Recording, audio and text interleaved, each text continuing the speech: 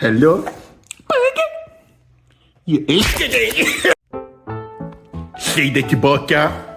Säg det tillbaka, säg att du älskar mig också. Säg det, säg det, säg det, säg det, säg det. Jag tänker inte bara säga det. Jag ska inte säga ordet. Du ska säga den tillbaka, det är inte bara jag, du behandlar mig inte så bra. Det här är inte en hälsosam relation, det här. Det här är inte hälsosamt. Vad har du på sloppen? Tillbaka! Okej, si. Men, jag kan inte prata med dig mer. Antingen så kommunicerar vi ordentligt eller så gör vi inte det. Vad vill du? Min hand!